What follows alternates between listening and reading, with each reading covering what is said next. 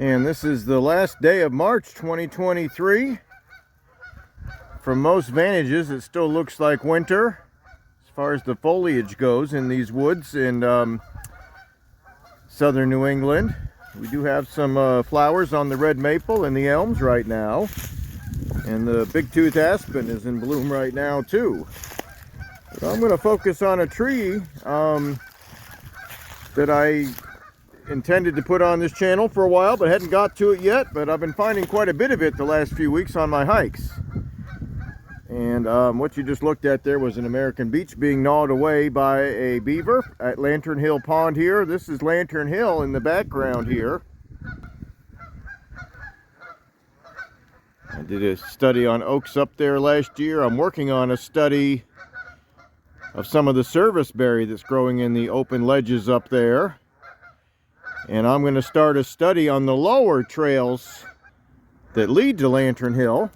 There's a whole network of trails that loop around the bottomlands here, or lower areas near the hill that are not quite as rocky. And I've found quite a few good examples of basswood growing in these lower forests.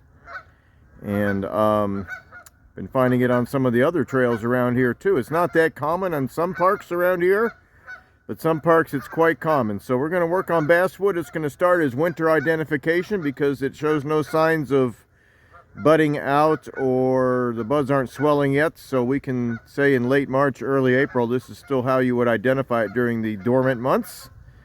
And we're going to follow it through its leaf out, its flowering, and its fruiting. And probably won't publish this video for a few months from the starting date. Let's hike around these trails and take a look at some of the bark and root sprouts of basswood.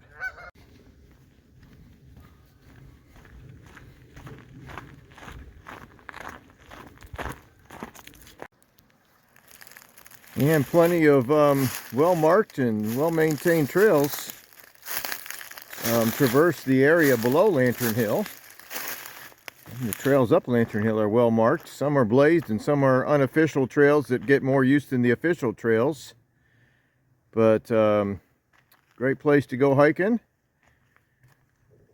We're on one of the paths below the hill on the flatter areas. And I'm going to start with a basswood sapling to illustrate a couple points. One is that basswoods usually don't come by themselves. There's usually sprouts near the parent tree. Well, in this case, I don't believe there's a parent tree still here that's of any size, but there's 3 sprouts, 1/4 inch around, 1/2 inch around, and maybe 1 inch around, all from the same rootstock. So our basswoods come in clumps usually. Not always, but usually.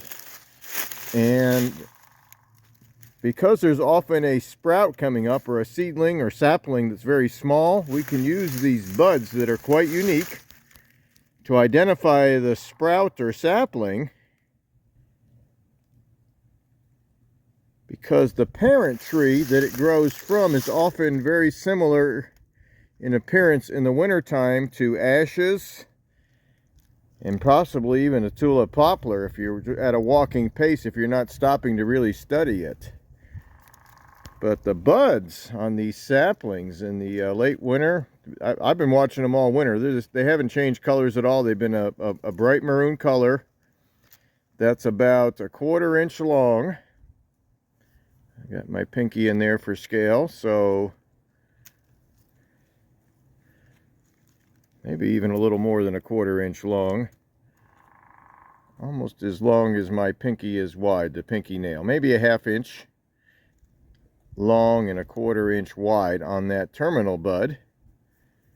And the buds coming off the side are slightly smaller, but they're a handsome color. Sometimes the new growth on these saplings gets that similar color, but I'm not seeing that on this tree. Maybe just a little bit of an auburn color on the new growth on this here. So red maple is real common. I didn't have to look too hard to find one nearby here. And our red maple can get a similar color on its buds as well, but they're usually a different shape.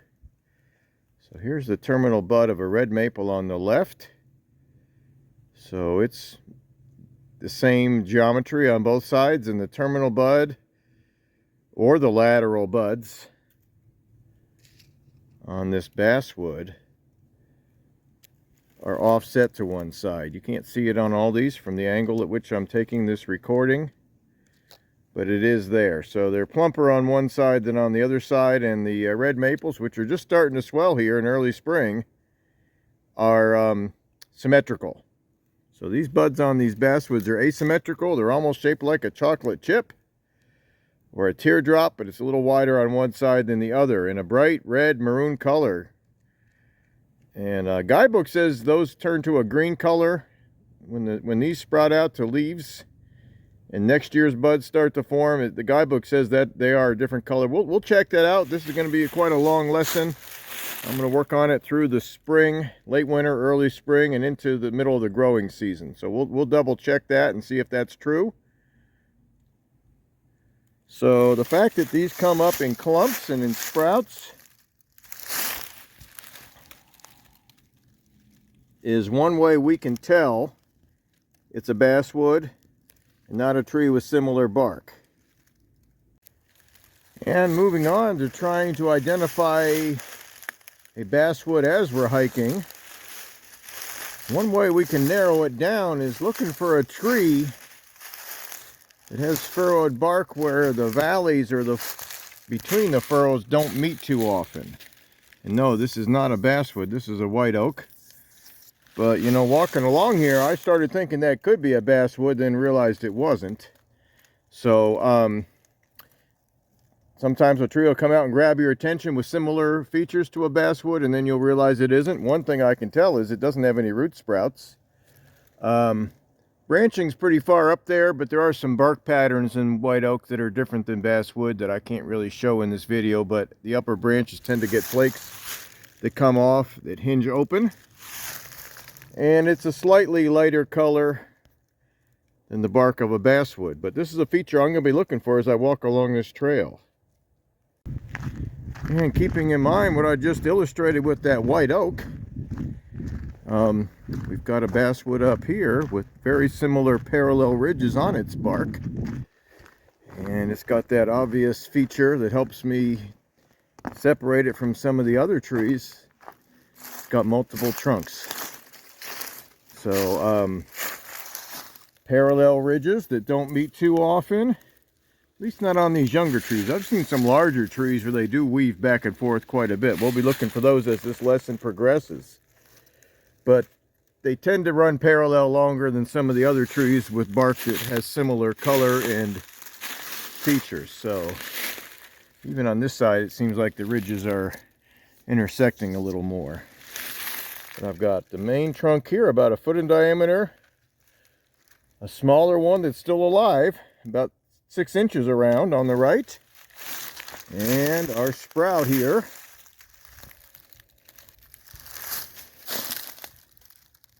To help me know for sure I have a basswood and not something else like an ash or a tulip poplar, or some of the white oaks get that appearance as well, but not all of them. And yes, this does have a maroon colored tip here where the new growth was on the bark. And then the bud there, like we illustrated a few minutes ago. Some of these are quite small. They varies in size quite a bit. Some are only a 1/4 inch long and maybe an 1/8 inch wide, but definitely not symmetrical, but bulging out on one side and not the other.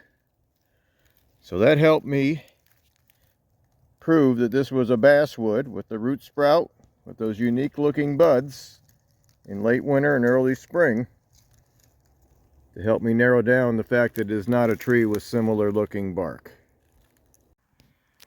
And just a few hundred yards up the slopes of Lantern Hill here, maybe 150 feet higher than those other trees, it's fairly steep and rocky. And I've got some a good example of a basswood with some holes in it from the yellow-bellied sapsucker. And this is one way to do quick field identification of the basswood, and at least help you know that it could be a basswood. We've got some ash back here. There's an ash right here that has a similar colored bark. It gets holes in it too, but unfortunately it's from a non-native animal that is killing off most of the ashes.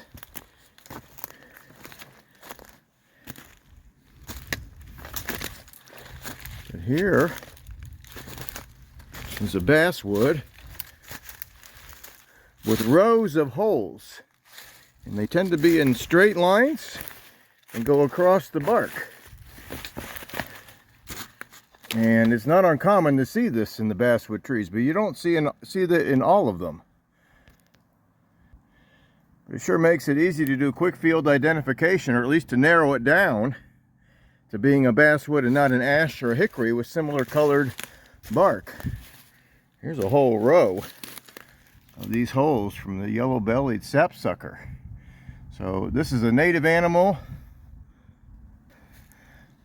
that uses this as a food source. And from what I've read, the hummingbirds come back when they're back, in a few weeks here. And they will keep the fresher holes that the sapsucker made open. And that allows the sapsucker to actually keep getting nectar, or not nectar, but the sap out of the basswood trees as well. So they kind of work together. And boy, right next to it is an ash tree that's dying or dead, with all these root sprouts. So normally healthy ash trees don't get root sprouts like basswoods do, but in this case this is the last gasp of what's either a white or a green ash here, trying to send up another generation of plants. And that they might last a few years, but unfortunately the emerald ash borer is killing all the ashes, at least in the medium latitudes here where it's not extremely cold. There are places where it just gets too cold for the ash borer to make it through the winter. And that's working to the advantage of the white ashes as you go way up in New England and upstate New York. But boy, just look at those holes. That's a quick field identification.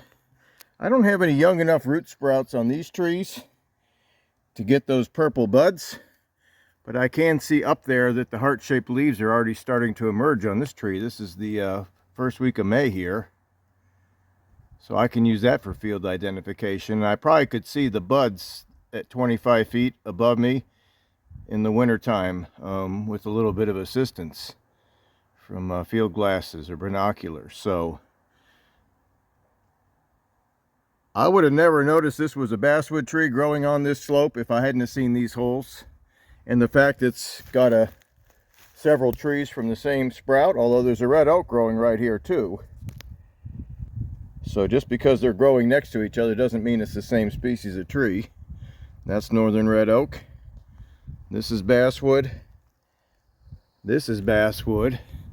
And it's still alive. So we got two healthy basswoods growing together. And then a diseased ash and a healthy northern red oak right here. And I'm going to continue this study on the basswood.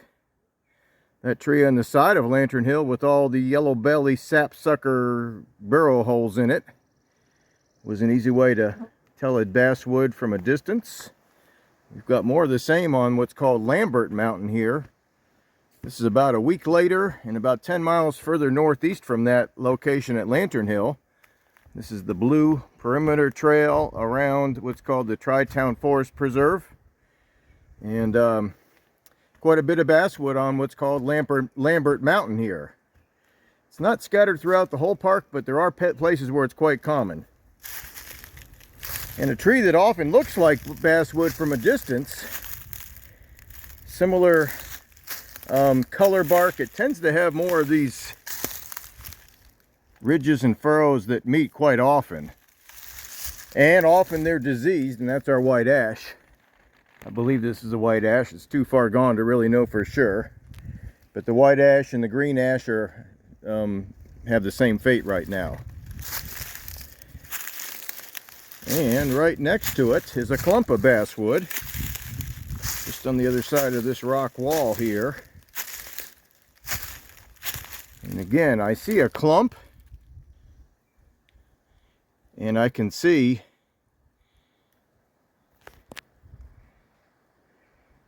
those lines of holes going across the trunk of this tree and going up quite a distance. Sometimes they're straight lines, sometimes they're a little crooked. That's our yellow-bellied sapsucker, which is a good way, in this area at least, to do quick field ID of a basswood tree if there's ashes around it or other trees with similar bark like some of these hickories. It's a quick way to narrow it down to the fact that it could be a basswood. And yes, there's a clump here. All these trees are still alive, and if I look up far enough, I can see the heart-shaped leaves of the basswood.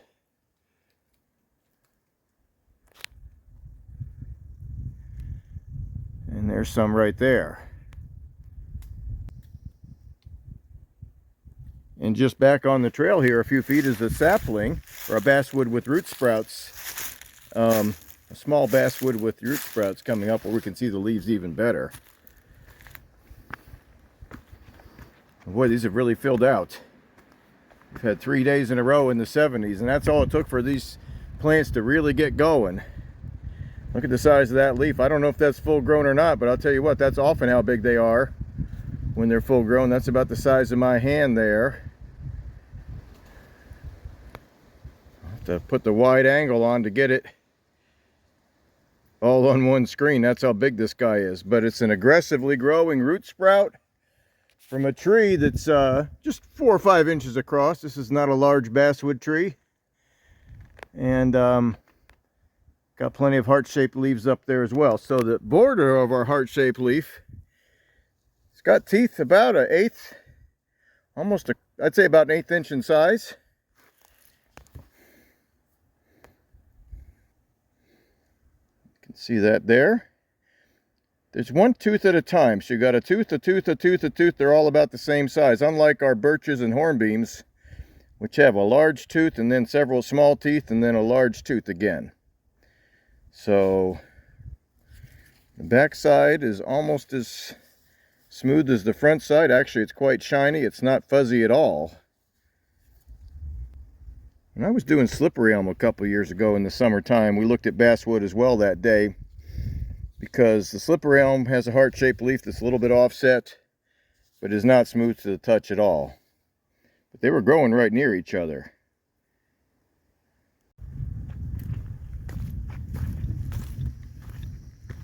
And a little further up the trail here, we've got a basswood. It has a few features that resemble that of that ash we just looked at.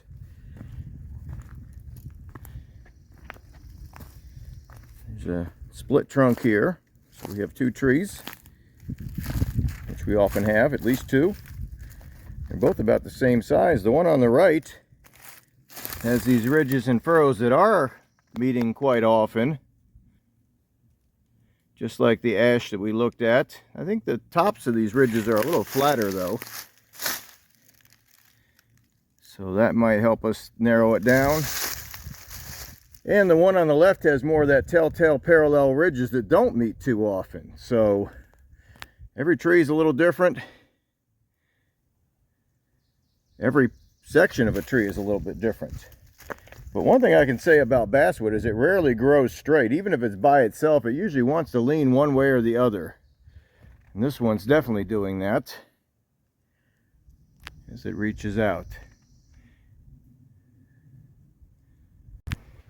And this Blue Blaze Trail does go right up to the top of Lambert Mountain. And there's basswood in view for quite a distance here, probably about 1/4 to a half mile. There's always one in view from the trail, sometimes a whole bunch of them. They don't seem to mind being on these rocks here. Got one here that's full of the holes from that yellow-bellied sapsucker. And unlike the emerald ash borer, which bores into the bark of the ash trees and unfortunately kills them, the yellow-bellied sapsucker is a native animal. It's a woodpecker. And it does not kill the tree. They can survive for generations with these holes in them. Right behind this tree, this is what really caught my attention. Then I saw the basswood tree, is this columbine. It's the second week of May here and it's in full bloom. Tends to grow right on rocks.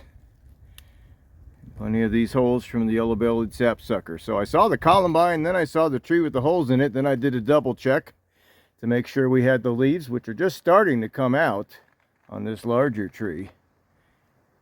But they do have that heart shape. And there's an intentional clearing here at the top of Lambert Mountain. It makes it easy to see at least in one direction from the summit. We're over 500 feet in elevation. Unlike Lantern Hill, which has natural overlooks, I believe the trees would block the view without this intentional clearing here. So the Avalonia Land Trust operates and owns this preserve. And looking southwest here, I almost can see Lantern Hill from here, but there's some other hills blocking our view. And perhaps the yellow-bellied sapsucker has been watching too many of my videos and made notice of the fact that white oak bark can resemble that of a basswood. And that's exactly what we have here. And I don't think I've ever seen this before, where a yellow-bellied sapsucker has made these lines on a tree that resembles a basswood but that wasn't. So this is not a basswood. It does have those parallel lines of a basswood, and this is a medium-sized white oak. I had to look up to be sure, but it's got some flakes of bark that come off it that open like the hinge of a door, like this, that white oak can get, sugar maple can get it. But the basswoods don't get that on the upper branches. So there's always something out here to stump you and to make exceptions to the rules. This is an interesting tree, and hiking along, I thought for sure I had another basswood tree, but I definitely do not. And interesting to look at, but it's amazing how they just go right across the whole tree, dozens of holes in a row.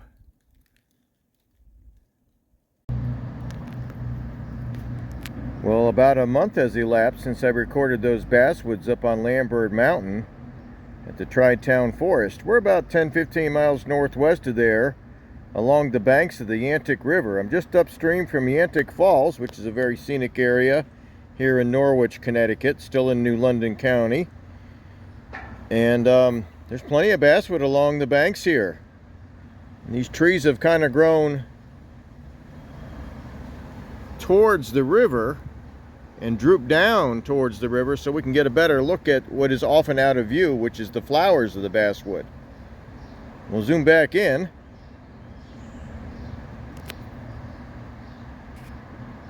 And those yellow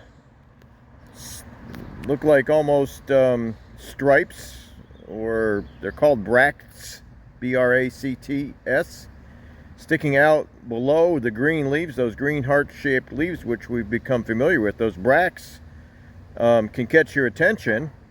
That's what makes these basswood flowers quite unique.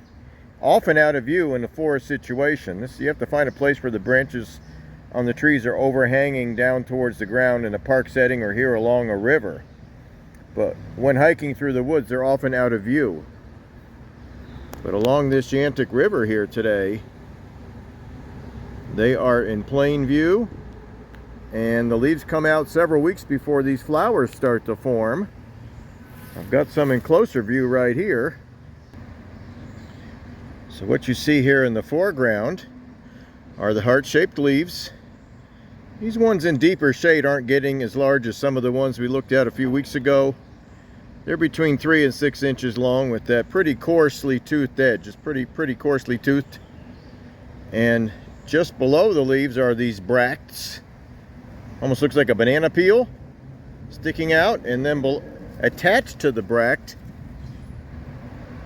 is a cluster of flowers which haven't quite opened. I've checked several trees along this river here. None of them have opened yet. It's been quite cool, highs in the 50s this first week of June, and they're not wanting to budge right now. But once the weather warms up, I would expect these flowers to open up into a dainty little yellow flower and attract a plethora of bees. Basswoods are are trees that are that bees use for making honey, and it's a preferred tree of those that harvest honey.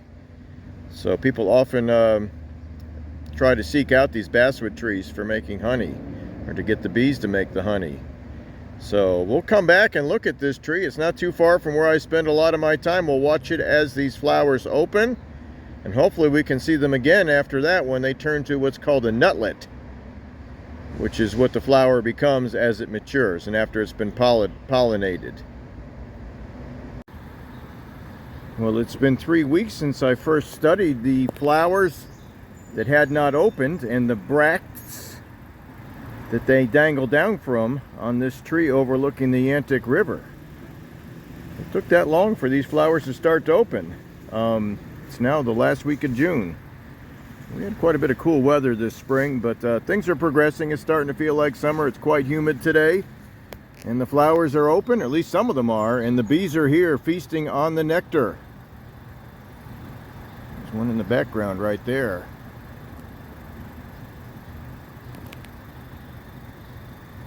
There he is. So basswood is a preferred tree of beekeepers. It's quite common in the upper Midwest around the Great Lakes, scattered in other parts of the country. And the bees are out today and they're collecting the nectar from these beautiful little flowers that hang down in these bunches from each of these banana peel looking like bracts. So the bract hangs down from the leaf, the bottom of the leaf, from the base of the leaf, and then the flower cluster is attached to the bract. Right there we can see that. And they're beautiful yellowish flowers. In diameter they're about a little bit smaller than a US currency dime in size. And there's about 10 or 12 or even a few more on each cluster. So this tree is just covered in flowers, and it's covered in bees this morning. And the sun's starting to come out, and I think the bees will even get more active as the rain goes away and the bees come out. And we'll continue studying this tree, or a tree just like it, as these flowers turn into the nutlets that will eventually fall to the ground and provide the seed source for more basswood trees in the future. But there's thousands and thousands of flowers on this tree. So it's a prolific source of nectar for beekeepers and for the wild bees as well. Well, it's now the end of July. And I'm back at this same tree along the Yantic River here. And yes, this is poison ivy in the background. But what I'm looking at here is one of the bracts off this tree that has fallen to the ground, landed on this poison ivy. So I'll make sure I'm careful not to get in it myself. So those flowers we looked at a few weeks ago have turned into these little nutlets that are about the size of a pea, maybe even a little smaller. Here's my finger for scale. And the purpose of the bract is that when it falls off the tree, it allows the nutlets to helicopter their way down, just like maple and ash seeds do. So they whirly-bird their way down from the tree and scatter around the woods. Here's another nutlet that's fallen on this patch of poison ivy, which is common along stream sides. And there's still plenty of these nutlets attached to this tree. But we are getting near the end of the flowering and fruiting cycle of this basswood tree here the last week of July. So let's take a look here. Some of the nutlets are falling down without the bracts. This one here is about the size of a pea right here. Right there. So all those bees did the work and got these things pollinated. And they've turned into fruits. And they're falling to the ground, and if they land in a place where they can grow, they will. Here's another look at some right there. So yes, this is the basswood tree. I'm going to put the wraps on the study. I've been working on it since March now. I've had a good chance to look at the bark, the leaves, the form of the trees, the buds, the flowers, the flower buds, the fruits, and the bracts. So pretty common tree in some places. I'm finding a lot of it along these riversides in central and southern New England. I was over in the Hudson Valley last week, and it was growing everywhere along the interstate. It really likes the limestone soils, which are high in nutrients, and you hardly ever see it in the sandy soils around here. But we'll continue on with these tree studies. I'm going to do a little bit more work with red maple this year, and I've got some seasonal tree ID hikes in the works as well.